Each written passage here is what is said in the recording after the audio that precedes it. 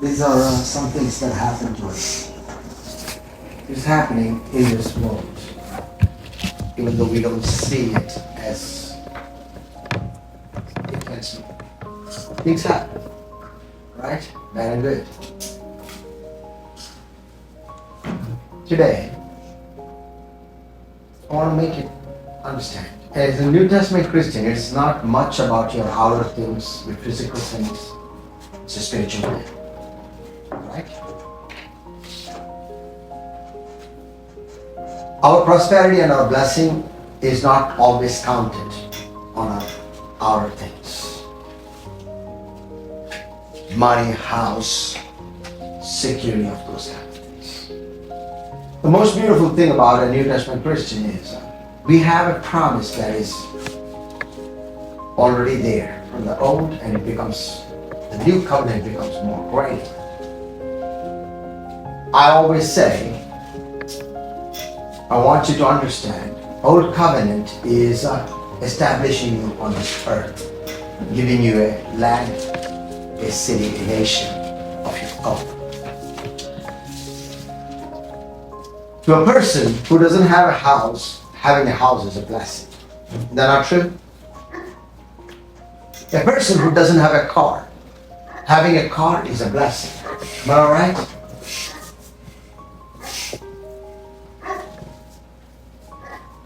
A person who has a house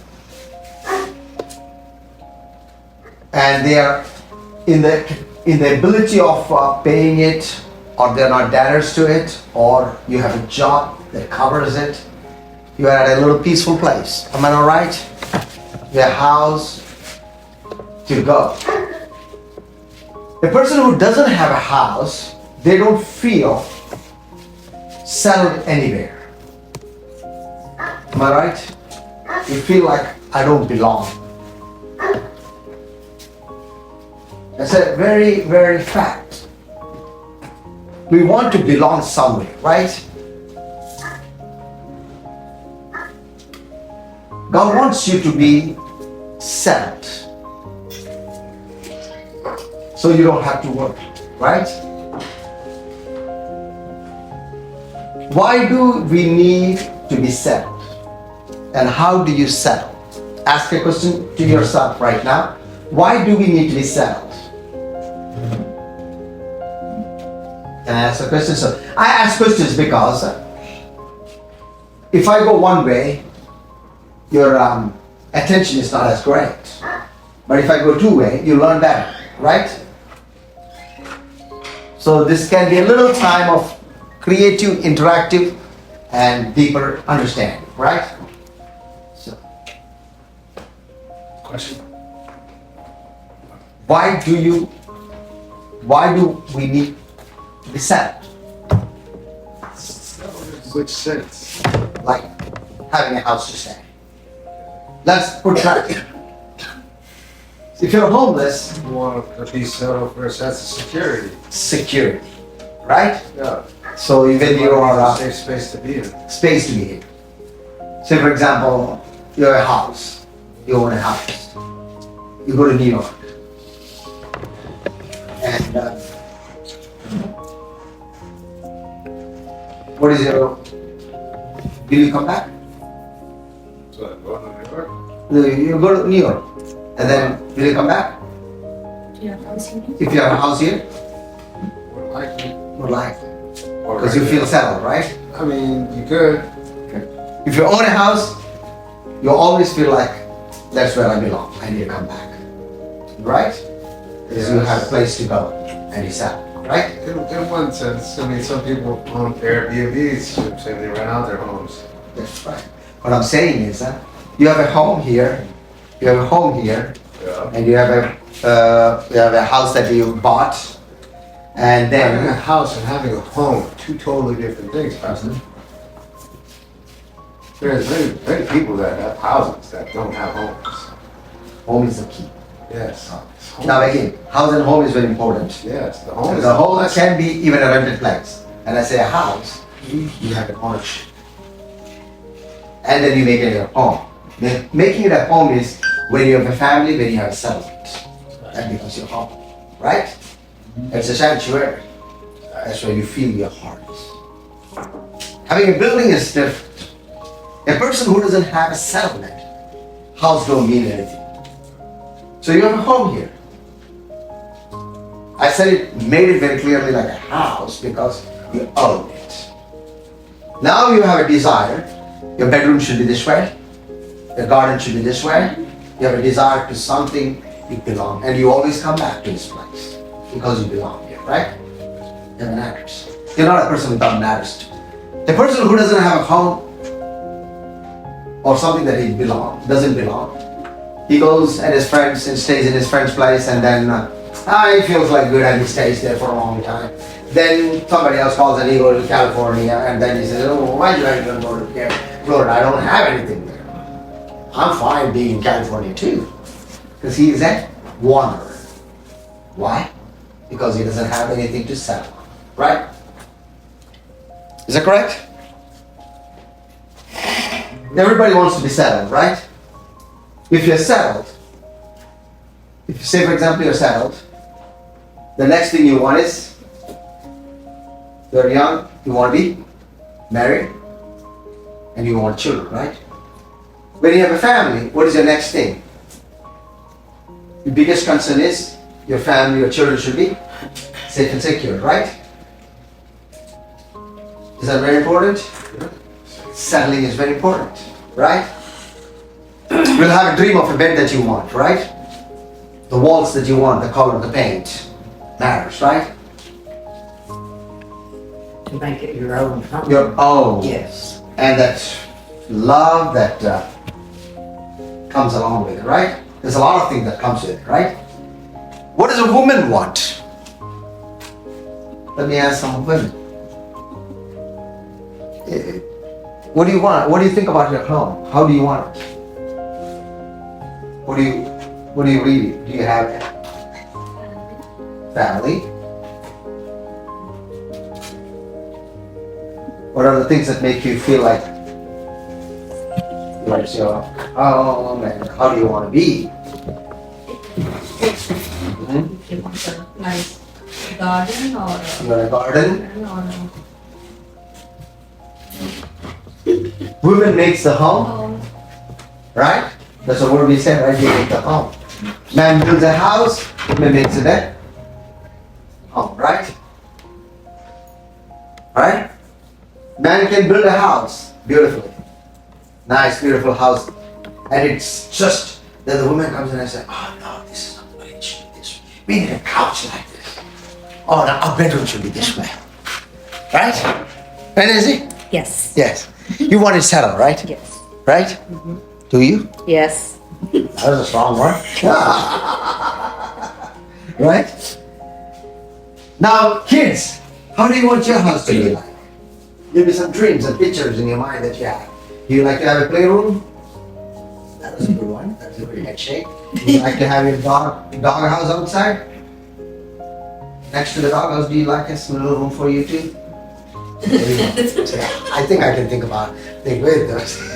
And do you like a little game room with a computer and some network game with friends can come? See, that's like an Indian head shake. You did that. You did this. And normally, that was a good one. Like, I love it. As a man, we'd like to have a theater for right? And when I come back from my work, I like to put my feet on the couch and recline, and it should be a little dark and nobody should be coming in. It's like a one-side lock. You get it. It's a man cave, right? I like my man cave always. And a garage, right? What a place. Everybody wants to be settled. We dream, we look for it. God knows it, right? We like to eat our food, our desired soul food, right? We can go every place in the world, and when you come back, you say, you know what? Oh, I just can't wait to just sleep on my bed. And then you feel like eating one meal there. That makes you feel like, wow, I felt so great. Right? Back home.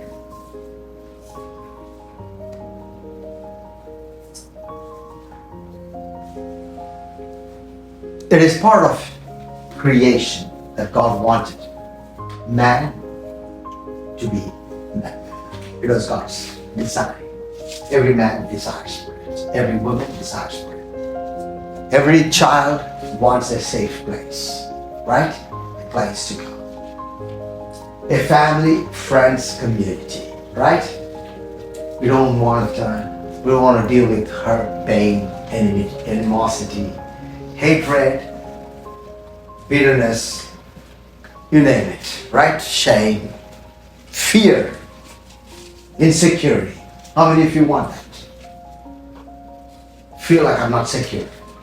Feel like I don't know what is my tomorrow. Unsure of where I'll be, what I'll be, how is it going to work. Not sure of what my tomorrow is going to be like. Nobody wants to be in that place.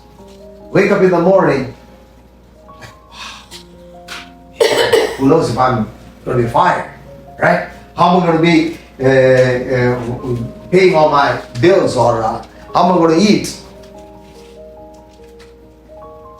Think about all the odds that could happen, right? We don't want to be in that place. That's not the settled space in our mind, right? Our mind is wandering with fear, wandering with confusion, wandering with loss, regret, shame, grief. Over and above all these things, sickness.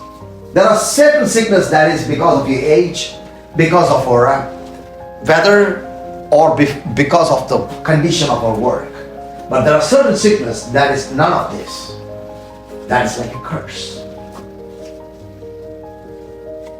We don't classify them very much all the time.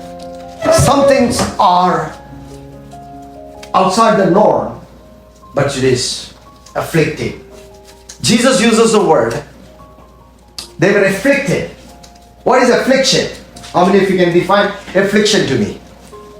Suffering. Affliction. Something is afflicting you, right? That's an affliction, right? Something painful.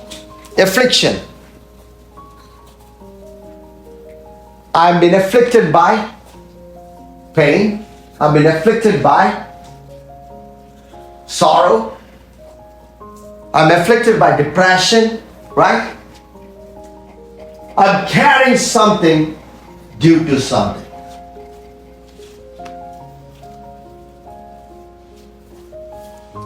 Now, I have a little sickness, but I'm doing everything, but I know I did everything, it should be healed, but I'm still tormented.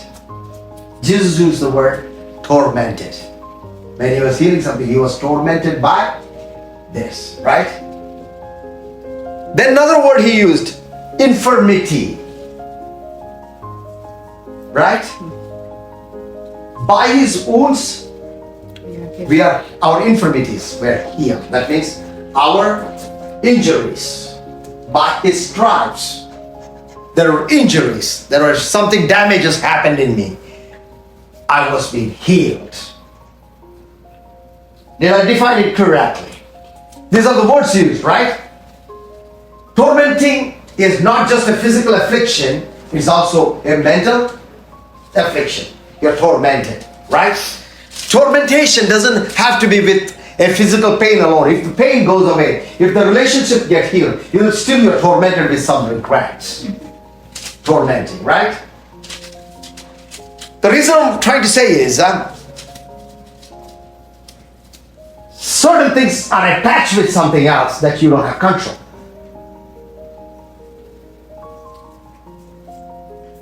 It happens in all men. There are reasons why it happened. That's why when Jews came to Jesus and said, Lord, is this sickness because of anything from the past? Somebody sinned, or did he sin? Is it something connected to the curse? Isn't none of this God's glory, right? Now, every sickness can be healed. Jesus made a statement. Everywhere he went, he healed all sickness, every afflicted, tormented person. He cast all the demons and healed all the sick. Is that correct? He healed everybody. It's not like 4 people he healed and then, okay, my power is over. I'm done. He didn't do that. He healed everybody.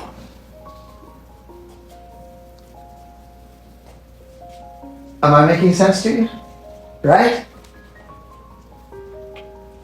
Now, I want to connect this Old Testament and New Testament together because in this Old Testament, it was God was building a kingdom for man. God's plan was in Genesis that man should rule the earth and he wanted a kingdom where man would rule. We are rulers over all things. Right? And he said, I should be center of all these things. If you honor me, if you keep me in the place that you need to keep me, and if you do everything the way I say, you're going to be a blessing. When he says the word blessing, that means when you go out, you're a blessing. That when I see John wake up in the morning and he comes up like, hey guys, how you doing, man? Ah, come on. What is happening here? Ooh. Come on, put a smile on your face.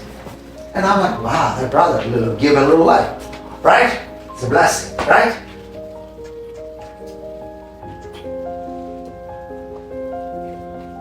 That's how it should be, right? Are we like that?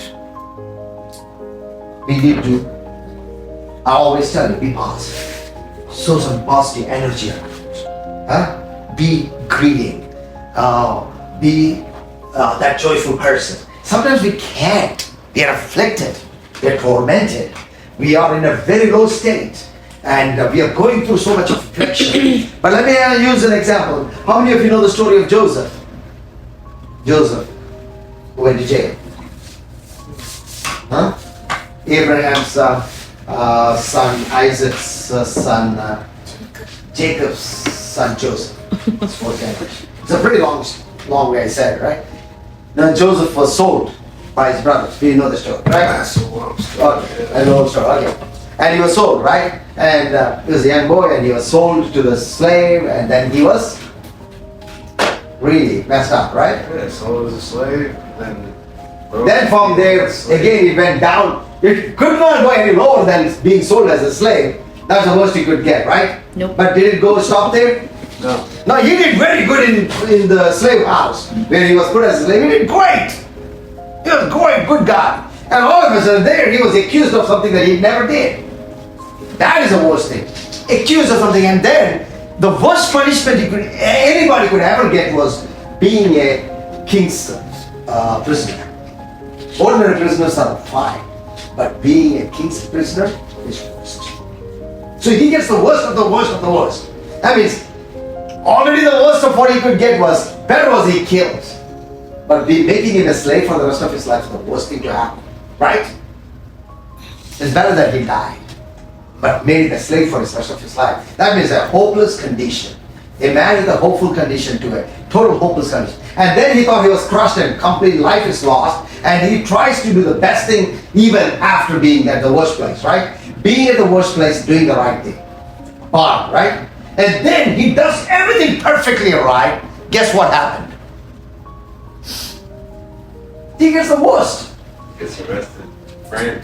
I don't know if I went through that, I would be like, okay, I'm done with you, God. I'm serious. How worse could it go, right? That man went to the dungeon, and at that place he still did that. That's it. See, our attitude matters, right? Why is this man different? His brothers betrayed him because he had one thing correct in his life. Only one thing that was correct in his life. His relationship with God was an unconditional relationship, not conditioned on what God gave, a condition on which he knew that he served it, no matter what. Good and bad, that's what we talked about last week, right? Job, right? His condition with God was not because God gave him something, that's why I'm happy. It took him, I hate you now. No. Doesn't matter whether it gives or not. Doesn't matter what happens in my life, God is God. It's not a thing that I play with. You're always going to be worshipped. You're worthy of all worship. My conditions change, but he never changes. My relationship never changes.